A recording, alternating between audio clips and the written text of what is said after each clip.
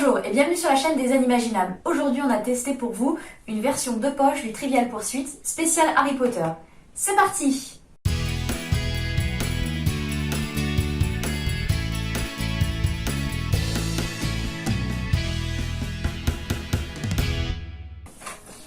Ouverture de la boîte.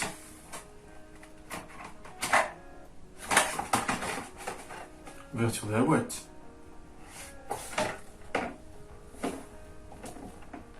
Alors ça ressemble au camembert de Trivial Pursuit déjà. Qu'est-ce qu'on a à l'intérieur? Alors qu'est-ce que tu as? Ouverture de la boîte. Le contenu en fait est très simple, uniquement les cartes de questions avec le dé pour jouer.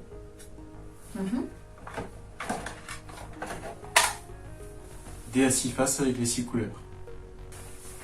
Alors on a 6 catégories de questions.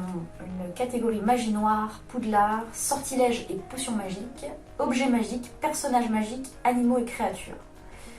Alors la petite carte de règle nous indique qu'on peut jouer à partir de 8 ans et qu'on peut jouer dès 2 joueurs. Alors ça c'est plutôt intéressant qu'on peut jouer à 2 joueurs parce que les jeux où on peut commencer à jouer à 2 joueurs sont plutôt rares.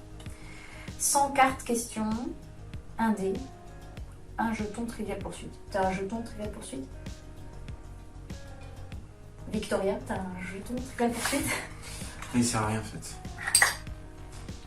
Ça, Ah, on a un jeton Trivial Pursuit. c'est juste une couleur spéciale en fait par rapport au Trivial Pursuit classique. Alors les règles simplifiées sont très simples. Vous lancez le dé, vous avez une couleur. Vous répondez à une première question. Si vous répondez bien à cette première question, vous relancez le dé et ça va déclencher la question qui vaudra, on va dire, le point. Donc vous répondez bien à la deuxième carte et vous remportez cette fois cette deuxième carte. Et le but c'est de répondre donc en tout à 2 fois 6 questions, donc 12 questions. Ah, orange. Orange. Donc moi j'ai pioché une carte orange pour toi. Où Fred et George ont-ils trouvé la carte du maraudeur? J'avais oublié. Un seul collier. Non, c'était dans le bureau de Ruiza. Ouais. Donc c'est raté. Merci. À toi. Hop. En dessous. Moi je pensais que c'était dans la chambre, la salle de demande. Orange aussi. Ça, c'est Julien. Le naturel. Maintenant, les cartes sont très bien mélangées. Orange. Quel type de bonbons Bertie Crochu fabrique-t-elle?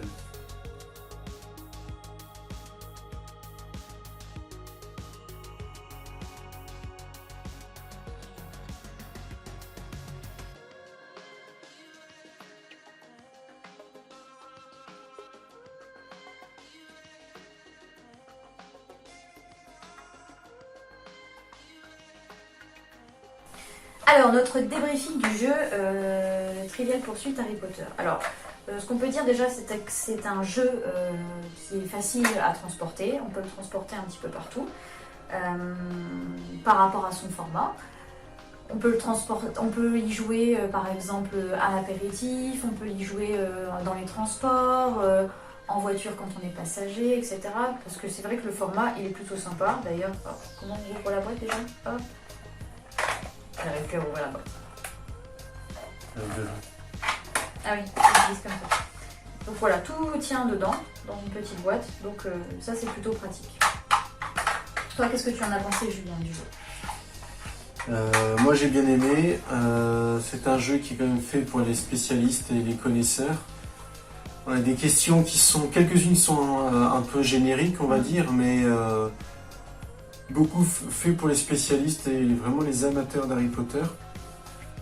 Si vous avez vu les films, vous pourrez répondre à quelques questions, mais surtout il faut avoir lu les livres pour avoir un maximum de détails pour pouvoir encore plus répondre à toutes ces questions.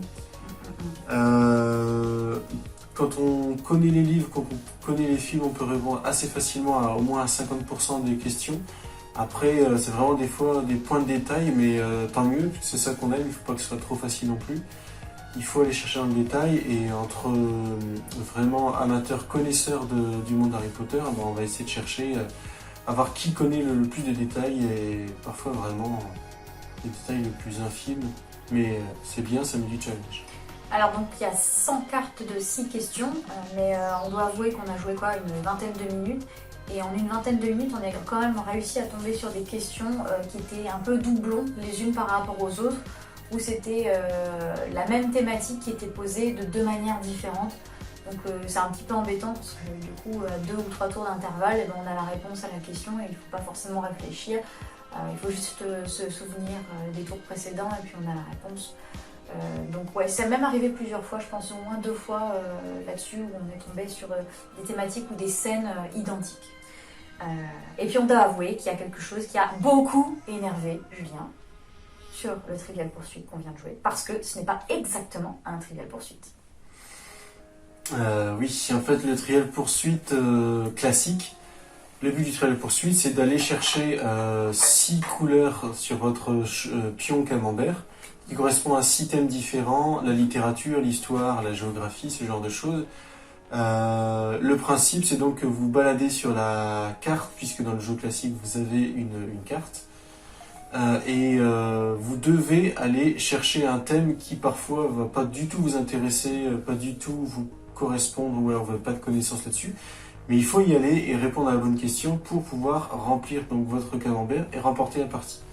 Ici, on a bien 6 couleurs différentes qui correspondent à 6 thèmes différents. Alors c'est toujours du Harry Potter, donc évidemment on n'a pas une spécialisation, vous n'allez pas vous spécialiser dans par exemple la couleur verte du jeu Harry Potter qui correspond aux créatures et plantes magiques, évidemment. Mais il n'empêche qu'un Trivial Pursuit en général, ça va vous forcer à aller chercher les 6 couleurs. Ici on a une représentation des 6 couleurs dans les questions, mais comme c'est un jeu qui se joue normalement rapidement, quand vous répondez bien à une question, quelle qu'elle soit, comme on l'a dit en introduction, vous remportez la carte. Ce qui fait que l'objectif du jeu, c'est donc de remporter 6 cartes dans votre main pour gagner la partie.